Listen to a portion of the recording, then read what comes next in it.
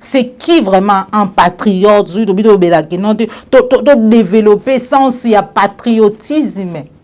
De définir un vrai patriote. Tout ce que Kabila n'a pas pu faire hier, c'est ce que Félix fait aujourd'hui. Aujourd'hui, la présidence, Toyoki, Tomoni rapport, plus de 1000 conseillers, alors que Kabila en a laissé 450. Est-ce que vraiment Azalina Mawato Passia Congolais au sens strict? Non, et jamais. Ton affaire n'a aujourd'hui, c'est que Félix fait avec l'IDPS. Nous allons que et ça labino passi ou pas et c'est Pelisabino ou pas tokoloba otozomuna. Et on a vu que les premiers pas de l'UDPS jusqu'à présent, ça a été plutôt une alternance sans alternative. Ce pays avait besoin de rupture. Avait besoin de rupture. En matière de gouvernance, les ministres de l'UDPS sont aussi médiocres, si pas pires que certains ministres de Joseph Kabila. Le gouverneur du Kasaï oriental. Oui, Maouéja. Il est incompétent.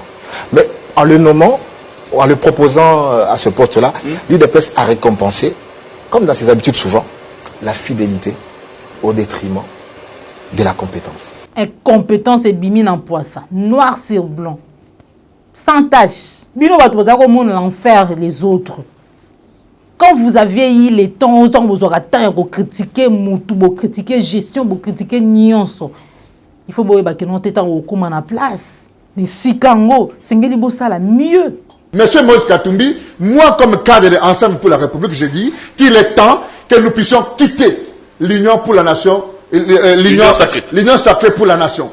Parce que nous ne pouvons pas, à un moment donné de l'histoire, porter le fardeau d'un bilan, auquel nous n'avons pas été des acteurs présents.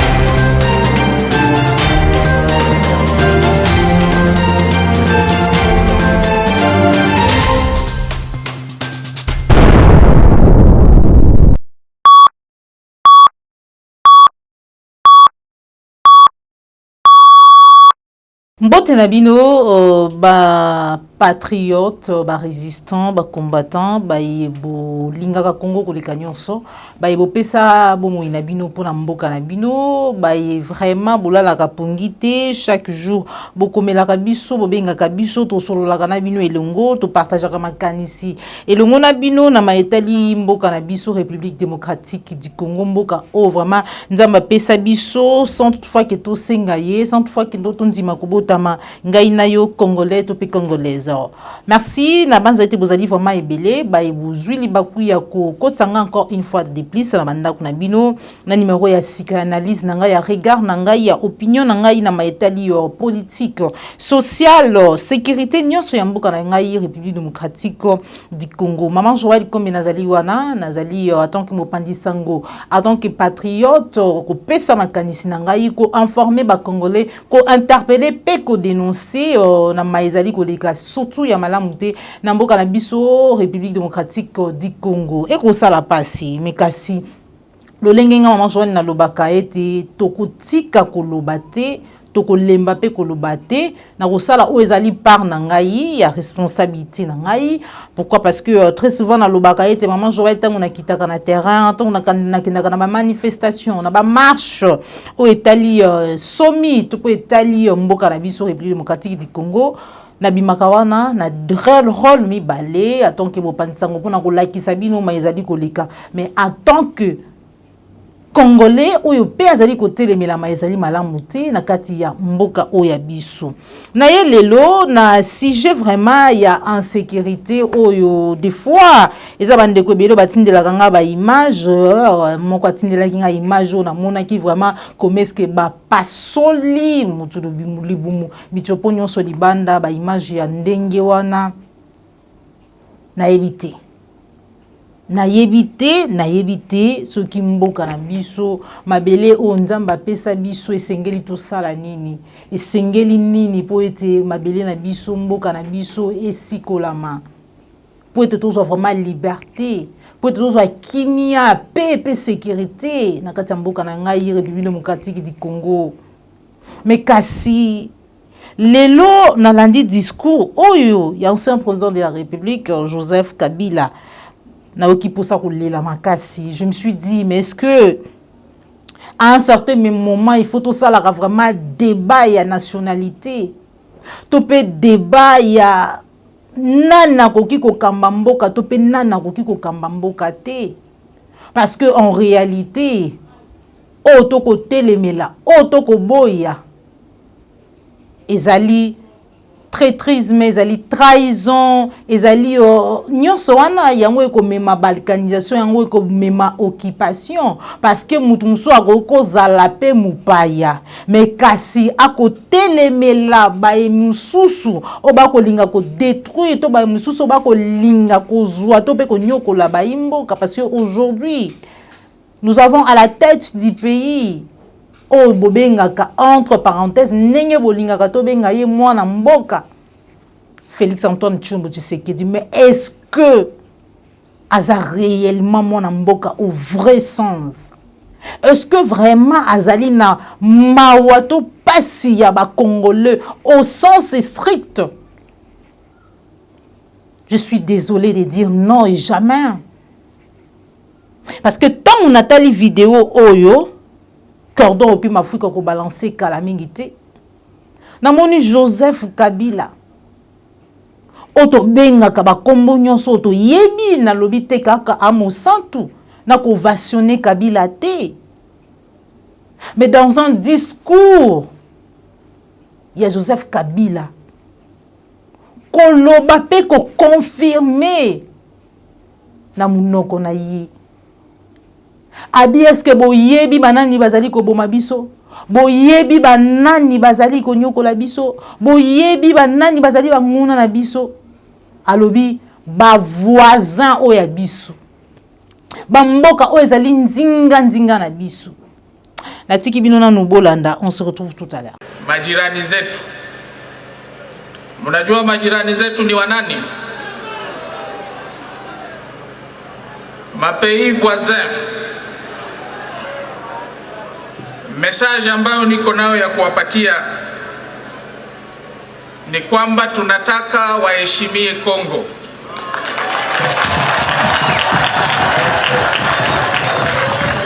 Tunataka waheshimie Kongo, waheshimie Nord Kivu, waheshimie population ya Kongo.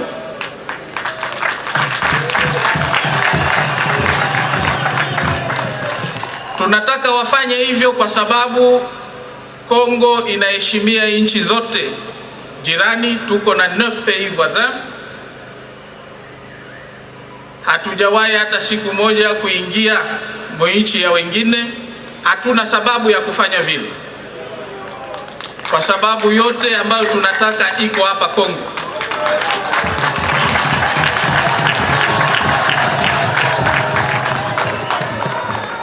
Na tunataka waanze kuheshimia nchi yetu, na objective yetu ni kuishi kwa amani na mapei yote, na ambao watakomplote kufanya vita contre au zidi ya nchi yetu tutajitayarisha, na watatukuta tukikuwa tumesimama na tutaresiste. Bandeko balandi boki discours ya ancien président de la République oyazali congolais te biso nyonso toyebi yango, pour vous faire comprendre que non na yeko vationner Kabila te, na yeko blanchir Kabila te, na ye pas non plus, na ye pe non plus koloba te kazali mon centre koloba mayaloba kalbi, mais quand même ba voisin bo respecter congolais, bo respecter mabele na biso, bo respecter biso Congo tozali na nyonso, toko yate kokota na bamboka na bino poto ya koluka kozwa oya bino, parce que biso tozali na nyonso. Mais lelo bawei ba Congolais oyo lelo ndeko na bango Congolais entre parenthèses parce que déjà je doute fort aza lelo président de la République. Est-ce que Bakouz a vraiment fier? Débat que non, les morts ne sont pas morts. Lelo Félix Antoine Tshilombo Tshisekedi. Oh, chaque jour, Rwanda, Bamboka Mususu, Bapaya, oh, yo plusieurs rapports. Oh, Yemoko, à l'époque, à l'opposition. Azalaki ko reconnaître pe koloba ke ba bomina biso ba agresseur na biso ezalaki bango. Est-ce que lelo président de la République a loba kango lisusu? Pour dernièrement lobaki ke ba wei batu oyo ba kufa ba massacre batu ba dégâts collatéraux. A ko reconnaître lisusu Rwanda te. A ko reconnaître lisusu Uganda te. Ako reconnaître wana lelo bakoma ba frère. Mais lelo Joseph Kabila Mupaya. Azala ki koloba. Que c'était eux. Que c'est eux nos agresseurs. C'est eux qui nous menacent. Pour ne pas dire qui nous menaçaient. Mais c'est qui vraiment un patriote de développer sans il y a patriotisme, de définir un vrai patriote. Tout ce que Kabila n'a pas pu faire hier, c'est ce que Félix fait aujourd'hui. Alors, faut ton dit makana biso que non te mboka ngota mususu e kamba makana bapaya ta mususu po Kabila to loba ke Kabila banai ko banga biso. C'est parce que Kabila banai ko banga biso zaki mupaya zaki ko banga biso, voilà pourquoi il se permettait pas de faire certaines choses. Oh lelo moi na mboka ndeko soi-disant azali ko sala. Parce que tout ce que Kabila n'a pas pu faire dans ces pays, c'est ce que Kabila Félix fait. Bon, tout que nous la logique que nous te voilà à kokai ko sala ngote bon aye na dauphin aye onyo se salami oto yebi et yende muto aye ko accomplir mission oyo ko accomplir te. Yango ni na lobi que nous te de préférence to zwa karabiso bato ba koka ko sala certaines choses te que to zwa entre parenthèses moi na mboka. Ça ne va pas. Ça ne va pas. Aujourd'hui, la présidence, Toyoki, Tomoni rapport, plus de 1000 conseillers, alors que Kabila en a laissé 450. So ba conseiller wana nyonso ba o nyonso wana o ba na présidence lelo o bazan entourage ya Ndeko Tshilombo ba futa na mangana musolo ya nani ya ngana yu Congolais ya ngai na yo ya mbongo na nga na yu. Alors entre ces deux personnes entre l'institution mibali wana toyoka Vital Kamerhe na procès 100 jours koloba lolenge nini lui en tant que directeur ya cabinet a triplé conseil salaire ya ba conseiller triple. Donc toyebi ndenge à l'époque ya Kabila ezalaki, mais ce qu'on attend à Félix va tripler. Pour salaire à Sodé à combien? Sodo azo kede ko bunda bitumba. Salaire ya enseignant est à combien? $50 est belé. Bongo social lelo ko lia lelo lipa est à combien? Lelo ça combien madeso est à combien? Lelo ça combien l'os est à combien? Écolo ya masango est à combien? Donc c'est qui est un vrai patriote? Tout le monde muto alinga Congo. Entre les deux, ce qui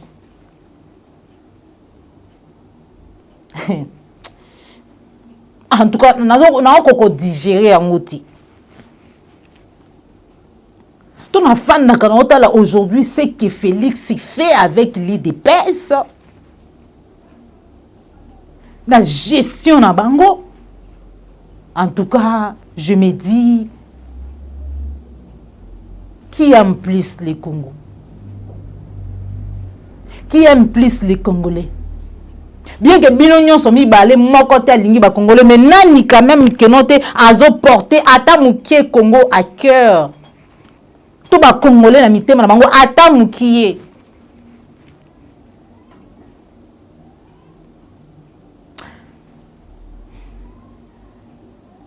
Soda ou à bunda. Le salaire sur il y a $20. 40 000 francs, 50 000 francs, même pas, même pas $50.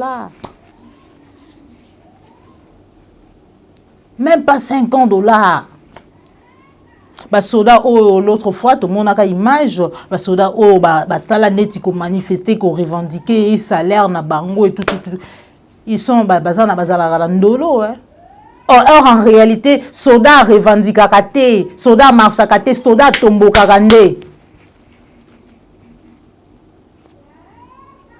Erreur vous salande yango. Maintenant entre les deux institutions tout le babongo parce que c'est institution. Institution nini benza ezaki vraiment na moi souci mukie parce que tout le bakino te binonyo so butika ko zalata na souci ya mboka te ata 50% mais ce que ba bazaki ata na souci o azana souci ata 20%. C'est quelle institution? Ya nani? Tous vous comprendre te? On a des gouverneurs incompétents. Incompétence na incompétence. Maweja, bye bye.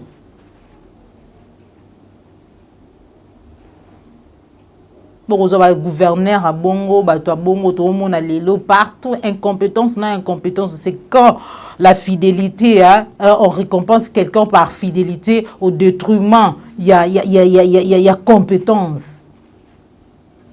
Tu peux être là fidèle des années, mais tu es incompétent. So, on peut son poste, on peut ça makambo gérer parce que tu es fidèle. C'est ça. Gouvernance nabino. Il y a fidèle et non, il y a compétent. Et on parle, et ça là vraiment, et que ça là vraiment pas si pensa ya pas si. Mais nous allons dénoncer, nous allons continuer à interpeller. Na maloba na biso na ba interpellation na biso pe na ba dénonciation na biso et ko tinda un jour peuple a se soulever peuple a loba na bino niet non parce qu'un peuple se libère. Parce qu'un peuple se libère. Nous ne devons pas plutôt continuer dans le scénario na makambo jusqu'à quand? Aujourd'hui, on a 2 premiers ministres bangonyo so ba kei pour répondre à l'invitation, Moko Songolo Pakala, des premiers ministres. Vraiment, dans un pays, dans la jungle. Au lion, pas de billet, pas les lions de la forêt, au pays, les rois de la forêt, au lobby, Azaboui. Dans un pays où un premier ministre, on a sali koutou, sali remise et reprise, mais déjà, bandi ko yama ambassadeur. Et ça vraiment passe. Aujourd'hui, bateau bako dénoncer, bateau bako interpeller, bino sont traités de tous les mots. Je n'ai pas besoin d'être belle. Je n'ai pas besoin d'être ce qui n'a zala évité na benga nini misuni. Pour être na zala na défendre mboka na loba. Je n'ai pas besoin. Je n'ai pas besoin ya ozala kitoko, ya ozala munene, ya ozala mulai, ya ozala mukuse, ya ozala mwindu, ya ozala pembe. Je n'en ai pas besoin, ce sont des faux débats. Et vous s'inquiétez même pas. Vous s'inquiétez même pas. Bino bato bolingambo kate. Au sali pensa commentaire parce que natanga ka tous vos commentaires. Merci na bino so. Baye bozwa ka temps vraiment ya ko sala ba commentaire ko pesa ba suggestion na bino ko pesa ma kanisi na bino peut-être so bengi na privé te au ko sala commentaire. Je lis tous vos commentaires. Mais à vous là qui aimez inciter, qui aimait peut-être, je ne sais pas, raconter, dire du n'importe quoi. En tout cas, je suis désolée parce que sauf qui n'a qui côté et changer et surtout, je n'ai même pas besoin que quelqu'un me dise ici que notre naza qui toko.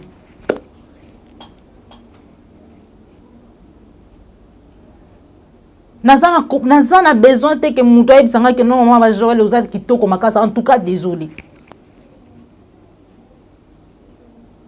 Nana besoin de que non te mutu naza mukie naza munene naza mulai naza mukuse en tout cas et un critère te pour na lobela mboka et ça critère te alors je suis désolé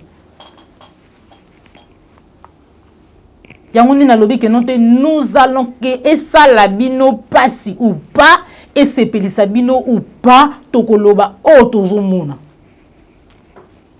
ça ne va pas. Quand on m'a fait que réaction, il y a un journaliste Israël Moutala, où Azali bongo kuluto ça vraiment musala na ye malamu Azali bongo éditeur directeur général éditeur journal en ligne 7/7 réaction na ye par rapport na bouzoberi na amateurisme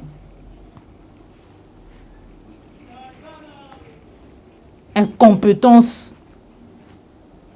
Il y a bateau, on se retrouve tout à l'heure. Et on a vu que les premiers pas de l'UDPS, jusqu'à présent, ça a été plutôt une alternance sans alternative. Pas de fond. Qu'est-ce que ça veut dire sans alternative? Ça veut dire qu'il n'y a pas eu une offre alternative à Joseph Kabila. Qualitativement, ce pays avait besoin de rupture.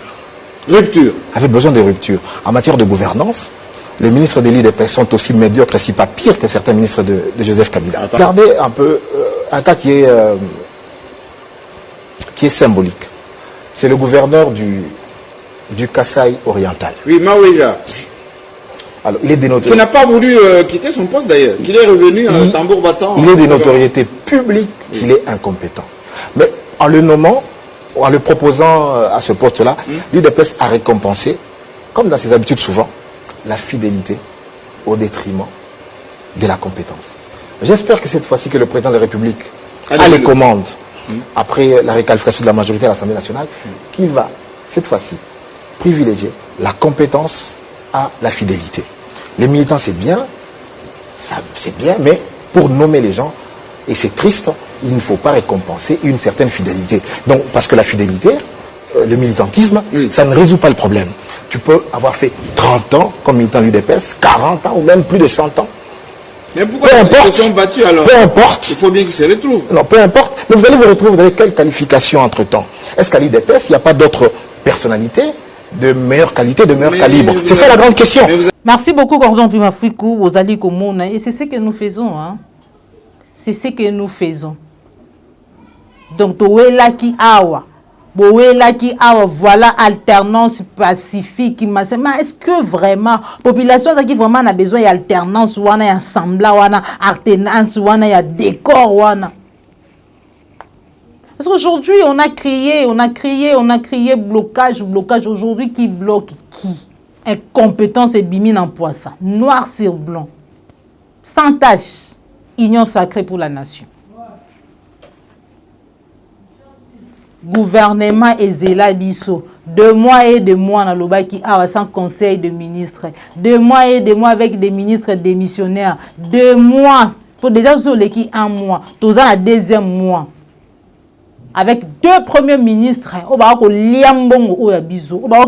répondre à l'invitation. 2 premiers ministres.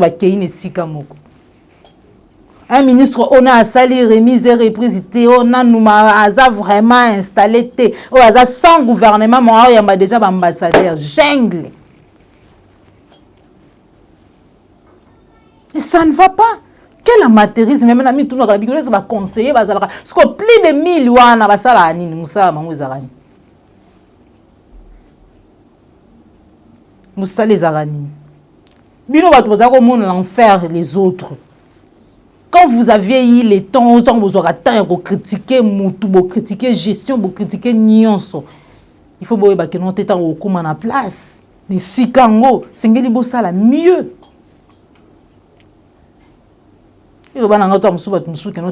Jamais, jamais, jamais, s'attendre qu'un jour vous aurez pu arriver là. Exactement. Et le bas Augustin Kabou, il y a bien Tali. Quand vous pensez que Moussou que Kabila nga Tala nga pe sango batu Moussou, mais tant Tali a réalisé que notre bino bon. Apesi bino.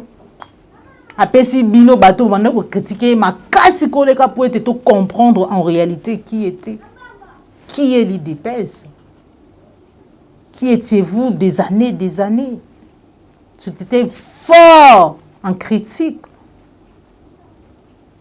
Mais la Moussala est l'autre côté. Et bien, la Moussala, voilà, maman Joël, oui, Moussala, na yo, ko critiquer pouvoir, ko critiquer manche. Oh, ce qui dirige.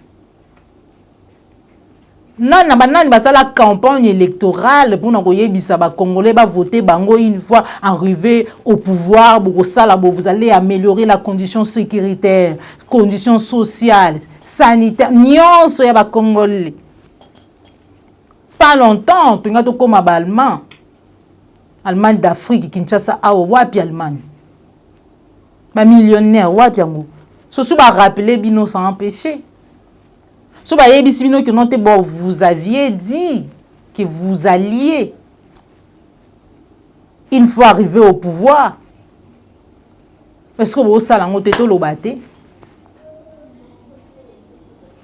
Parce que na kati na bino moko même kutu tout monde qui dernièrement ba combattant ko ba que note ba bundi ba so ba bundela qui apparemment et l'autre côté bazo utaka libanda na bi que note gouvernement topé régime topé pouvoir il y a ba fidélité et récompense ba ko répondre compenser ba master ba petit moko boye récompense bon na komi boyo zala tawana ya bato baza ba incompétent tina minu incompétence et lumba sou so pousse une première bo déjà sur l'incompétence déjà na distance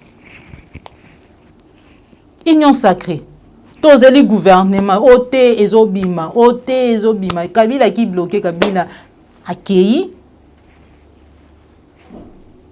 botika l'union sacrée pour la nation.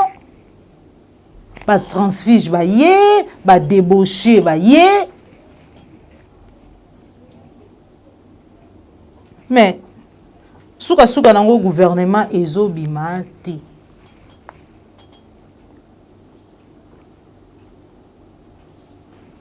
Jean-Pierre Bemba yé, Katumbi ba yé. Bon, Martin Fayou ne sert à rien parce qu'il est nul. Il fallait que des choses changent, des choses évoluent. C'est ce que le gouvernement bimiti. Mais là, il y a un cadre. Puis, porte-parole, il y a Ensemble pour la République, il y a Moïse Katumbi. L'autre fois, traitaka de tout le mot, Martin Fayulu. L'autre fois, balobaki nyonso balobaki, bakendeki na union sacrée pour sauver Mboka. Pour être makambo changer. Tout le monde le lengenini IDPS ba vérité makambo komi ko bima sur la personne ya Moïse Katumbi. Guerre et bandit. Pour papa Molière déjà lobaki. To landa déclaration. Il y a Laurent Onyemba Obison soto yebi, maître Laurent Onyemba. Un rapport na union sacrée. Ako senga déjà na Moïse Katumbi quelque chose de très important. Toyo Kango, on se retrouve tout à l'heure. Les années de Kabila à l'Est. Et donc, on ne peut pas justifier son incompétence par l'inaction des autres. Attendez, c'est grave. Les compétences de qui? S'il vous plaît. C'est l'actuel président de la République, du régime. Vous voulez dire quoi? Tu sais, nous avons dans notre pays 4 institutions. Vous dites que l'institution président de la République... Je dis ceci. Nous avons dans notre pays 4 institutions. On a le Parlement, le pouvoir judiciaire, le gouvernement et le président de la République. Vous entendez? Et donc, c'est la somme des inactions, ou c'est la somme des incompétents, ou des incompétences, qui justifie le statu quo dans lequel nous sommes. Ok? Vous n'allez pas empêcher la pluie de tomber pour qu'il y ait des érosions. Mais le génie de l'homme, c'est la vision qu'il a justement à confectionner des stratégies, arrêter ces érosions si ça vient. On est dans un pays où on est en cessation de paiement. On est dans un pays où on a fait plus de 6 mois sans gouvernement. Et donc les décisions se prennent par un individu, c'est exécuté par un individu, mais l'argent qui est exécuté, c'est l'argent du trésor public. C'est l'argent des Congolais. Il n'y a personne qui a amené une mallette de sa mère pour venir payer les fonctionnaires. Nous sommes dans une économie basée sur les douanes et les mines. Et donc, si nous n'avons pas une expertise avérée au sommet de l'État, on dit par contre, en passant, qu'il n'existe pas de mauvaises troupes. Donc, le problème, c'est ce qu'il dit. Parce que vous avez voulu que je vous représente à Moïse Katumbi, le problème, c'est la gouvernance que nous avons. Alors, je demande à Moïse Katumbi. Le problème, c'est M. Moïse Katumbi. Monsieur Moïse Katumbi, moi, comme cadre de Ensemble pour la République, je dis qu'il est temps que nous puissions quitter l'Union pour la Nation, l'Union sacrée pour la Nation.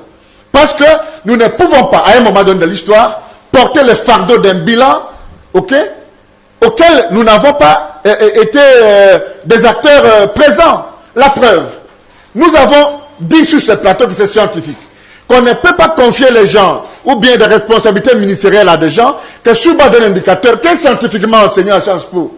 C'est le poids politique. Voilà, Boyoki réaction, il y a Laura Onyema. Il est temps, hein, Boyi va partager bilan, Tobazala va faire partie na eloko moko en réalité vous avez suivi, ça fait très mal pour Nayebi Kalapé Kulutu mwana mboka honorable Mike Mukibai. Azaki Koloba très souvent dans nos émissions, plusieurs fois nous avons tendre jamais nous ne pouvons pas partager le bilan avec Félix. Mais les lobes qui n'ont pas partagé le bilan, les lobes qui n'ont pas soutenir hier, peut-être mboke qui ne liboso. Mais là déjà il y a un ça ne va pas. Qu'est-ce qui ne va pas? Ensemble pour la République. Qu'est-ce qui ne va pas? Pour Bino apparemment bozo ça la déclaration est belée, hein. Mais côté Jean-Pierre Bemba, apparemment, ça va. Apparemment, lui s'est retrouvé. Il a tout. Mais pour finir, tout le Bénama Italie, Mabele à Congo, Mabele à Bakoko, on a banda qui n'ont déjà en sécurité. 7 kilomètres. 7 kilomètres ya Mabele o ya biso na Rwanda. Banzela. Dans le bac au début, tout ce que Kabila n'a pas pu faire, c'est ce que Félix fait. Ah, on a période de Kabila, na mandat ya Kabila, na régime ya Kabila, na pouvoir dictatorial ya Kabila. Tout ça qui n'ambassade ya Rwanda atteint. Karega ya na Rwanda na Congo te. Karega ya na Congo te. Rwanda rebando kita na Congo te. Félix. Maintenant, on est où? Tokomi wapi? On est où? On est où là? Parce que ça ne va pas. Les lots, activistes,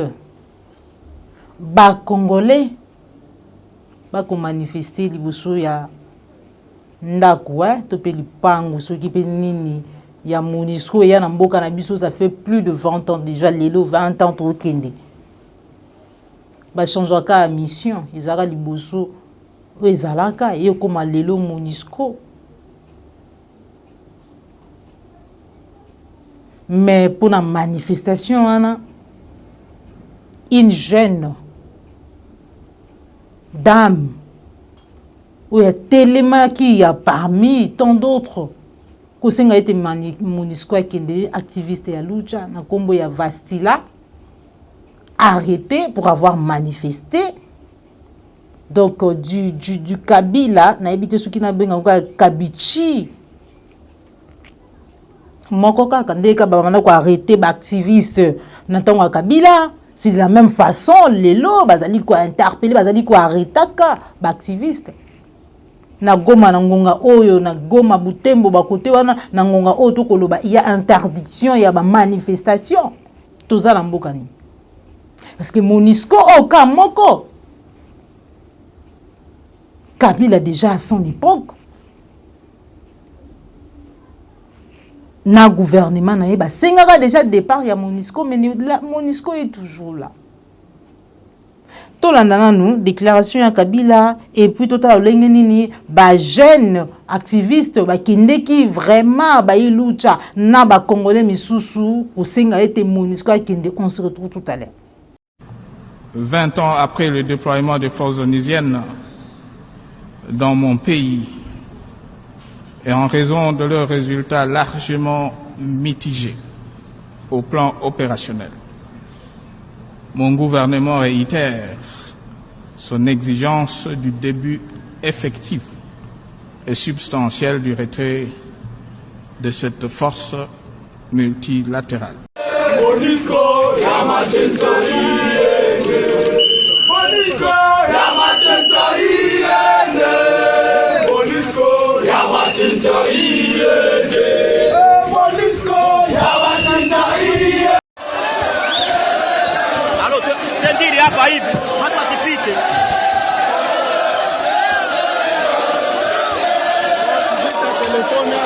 À part jeune activiste, aujourd'hui on a Véranda Muchanga.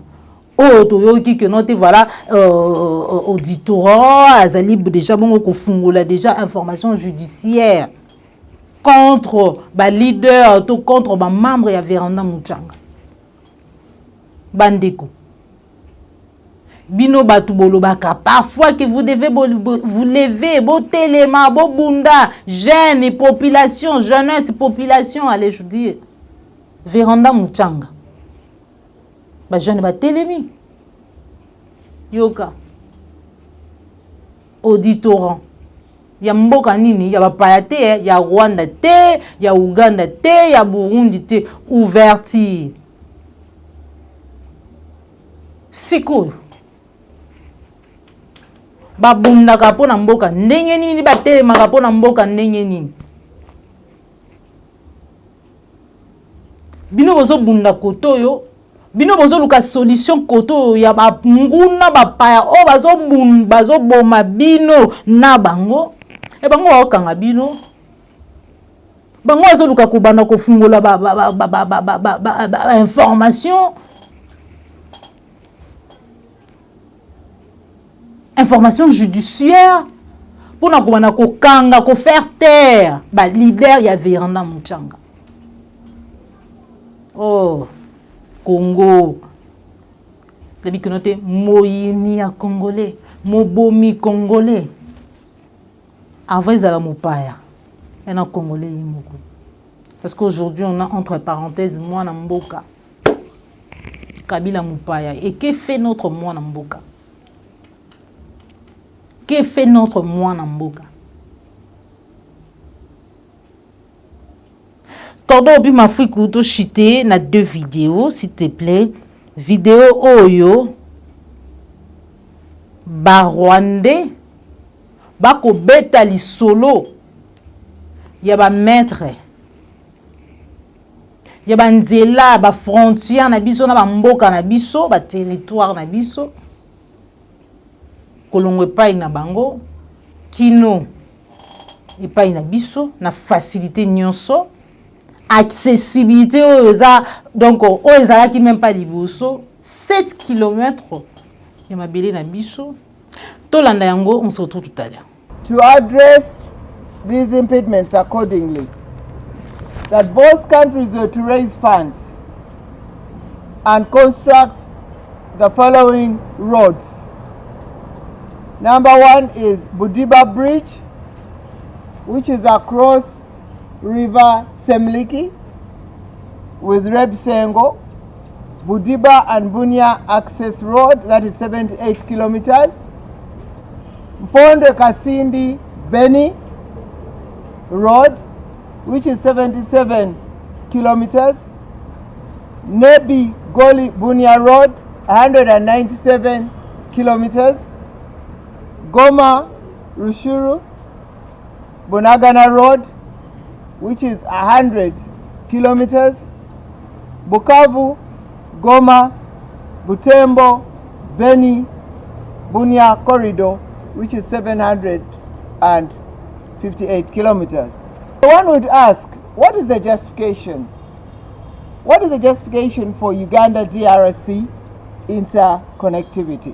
Is that the Republic of Uganda and Democratic Republic of Congo are important trading partners, with total trade between them increasing from 479.17 million US dollars in 2016. It increased to 609.51 million US dollars in 2019, and now it has reached a peak of almost 700, that is 651.43 million US dollars. Voilà. Bandeko balandi appli Claire Télévision la chaîne de vérité to comme na sous émission na biso ezala ki vraiment esengo pona nga mukolo malelo ko kutana na bino pona ko pesa makanisi na nga na maitali yo mboka na biso République démocratique du Congo le lengenga na lobaka ete nazali wana vraiment pona ko informer bino ko yebisa bino ko talisa bino maizali ko leka na mboka na biso, mais aussi ko dénoncer maizali ya malamu te pour être échangé, mais quand on a changé parce que ça ne va pas. Ko interpeller bino, ko rappeler bino. Maini ni boloba ki lobi na maye bozali ko sala lelo, soki ko tambola. Ata soki soni na mboka na biso ekipaka lususu te pe ebomaka lususu te. Parce que ça ne va pas. Mais kasi matono na yo popola yo mbozora ki sima caméra, matono na cordon puis mafuiku, matono na Joël Gonago, matono na Jack Kabou depuis Allemagne, matono na yo les référendums Christian Bopat autorité morale, na bosanité papa na bia imote madame Moriti Biayi, papa Alphonse Sala, Jean Bembe West, papa Simon Bioko, papa nanga Laurent Bongonza, merci beaucoup papa, na bosanité maboko banque Félix Mbatika, ndeto kutani bongo mbala sima, soki nkolo abate libiso, soko sepela ki na émission oyo like yango, soki ezali mbala liboso, olanda biso, ko bosana te ko s'abonner na kati ya la chaîne de vérité, mais kasi partager tes vidéos pour être sangwe kende musika pour être congolais nyonso ayeba vraiment na kozwa conscience na maetali mboka la biso République démocratique du Congo, mais kasi na kopesa matondo mingi na ba congolais nyonso awa na ngomba Kinshasa to pe na République démocratique du Congo, parce que tango mama Joël na yaka liboso na bino boye kotali sabino mai zali koleka to pe zali kosala manamboka na biso ko dénoncer pe ko interpeller dans s'adresser ka mingi kaka na diaspora te, parce que la plupart des gens pensent ou estiment que notre mai biso to salaka ezalaka bongo mingi pona baye bazali libanda, mekasi botika ete na yebisa bino que notre plus Claire Télévision la chaîne de vérité pour awa vraiment to lobaka vérité, la chaîne qui vous informe à temps réel. Kinshasa to pe République démocratique du Congo ezali mboka ya misatu oye kolanda Plus Claire Télévision. Donc pour dire que ce que nous dénonçons, ce que nous disons, nous interpellons bandeko awana Kinshasa, balanda kayango, batala kayango, pe ba yebaka nini esengeli basala poete mboka na bango République démocratique du Congo, esikolama mboka elongo na maboko ya bapaya, mboka elongo na maboko ya banguna, eke biso moko ba Congolais, biso moko ba kolo mboka, ba kolo mabele to yeba bongo kozwa mabele na biso na maboko poete to kamba to pe to kumba yango lolenge sengeli Congolais, lolenge sengeli patriote, lolenge sengeli vrai mwana mboka. Là je parle de vrai mwana mboka, parce que des fois en tout cas nga désolé mwana mboka le souti ndeko peut-être ndeko lekara, parce que ndeko des fois quand nous appelons quelqu'un ndeko, ça veut dire frère, pas dans le sens strict mais dans le sens large. mon frère okolo bana yo pe na mundele ah sali mon frère ceux qui bosola kata mususu frère wana obengi parce que juste c'est aza humain lokola yo mais moi na mboka ça là vraiment je suis désolé on se retrouve pour un prochain numéro tokutani bongo ceux qui nkolo abateli biso au revoir.